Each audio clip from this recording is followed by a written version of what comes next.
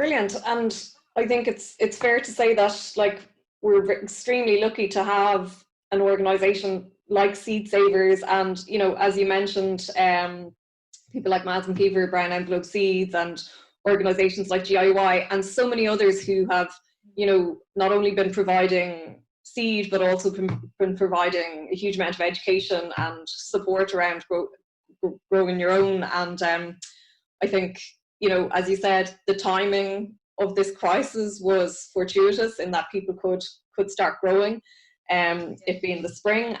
But also, we're very lucky to have kind of had these organisations here to provide for that if they hadn't already been in existence. Like, it's not something that you can just turn around and do all of a sudden if all of the work, years and years of work, hadn't kind of gone in before. So Irish Seedsavers is 30 next year.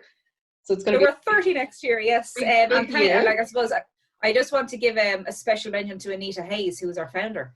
And she had moved over from the States and was looking to grow from Irish Seed, found that there was no collection. So it was because of her determination and focus that Irish Seedsavers was created. And then support from various people, including her husband, Tommy Hayes, and various people interested in growing food and food sovereignty, that really Seedsavers was able to become an entity in itself. And then from that, through support from other people like, say, Sandro Caffola, who runs Design by Nature, and he would focus on the wildflower seeds. He's been around even longer than Irish Seedsavers. Then there's Klaus Leitenberger up in Leitrim, and he does a lot of work in terms of researching seed that he would bring in from abroad. And then Madeleine McKeever as well. So, there's probably 4 main seed providers in this country. And then having that support by different organisations that are advocating for food education and how to grow food, and then even organisations like yourself and Food on the Edge to try and connect chefs in with the growing cycle and with the farming that's needed to provide the food that's then made available to people in restaurants as well. So I think there's a huge cycle and network of people and organisations that really help Seedsavers work, but also help to bring our message to a wider audience, but to allow us to then support their visions as well in terms of good food, quality food, and actually locally grown food as well. And then hopefully that will come from locally grown seed. Brilliant. And I suppose just to kind of wrap up, you've seen this huge surge in demand. Do you think this is going to continue? Do you think there's going to be lasting change coming out of this crisis? And if so, what will those lasting changes be? And I suppose, how can people continue to kind of support the work that you do?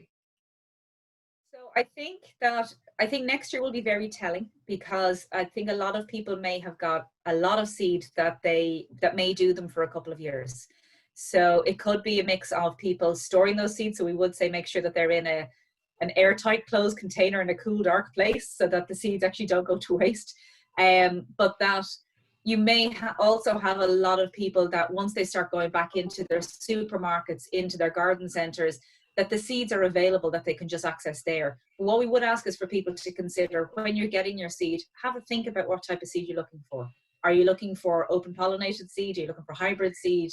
Are you looking for Irish grown seed, internationally grown seed? And what is it that you're looking to do? If you're looking to grow and save seed, then just to make sure that it's from open pollinated and preferably Irish grown seed from Irish Seedsavers or Brown Envelope Seeds. But that also that you're kind of, I suppose this is an opportunity for people to be more mindful about the full food cycle, including seed. So to actually have this, making sure you get good quality seed, that you are looking after your soil, that you're nurturing the plants that are grown, that you're sharing the excess seedlings and plants that you may have, so that people can come together for a bountiful harvest. But then in terms of supporting our work to be able to allow us continue on what we do, is to become a supporter. So to actually go to our website, irishseedsavers.ie, sign up to become a supporter, or gift a supportership to somebody, whether it's for birthday, for Christmas, just to say that you love them. And then that means that you then get free seeds, discounts on the trees, discounts on our workshops, which will hopefully be starting up again at the end of August with the seed saving workshop. Also for anybody who is an experienced grower, to consider signing up to our seed to seed training, which will begin again in November. We've been doing these for the last couple of years. And that's thanks to the Gaia Foundation and to the Social Innovation Fund, as well as NOTS, the National Organic Training Skills Network. So there's a lot of focus now of seed and food, and we just hope people don't forget that when it comes to next year, when people are looking to get their seeds and grow again. So again, look at all of the seeds that you have. Do you have any excess? Can you store them for next year? Can you share them with other people, and even create your own seed sharing later in the year, early next year, so that you actually have a wider diversity in your collection.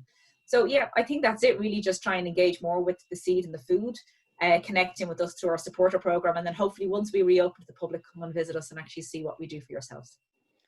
Brilliant, Jennifer. Thank you so much for talking to me. And yeah, I think that, you know, the key for me around these conversations is exactly what you said there. It's just hoping that we don't forget the lessons that we've learned in this crisis, and that, you know, we continue the positive change.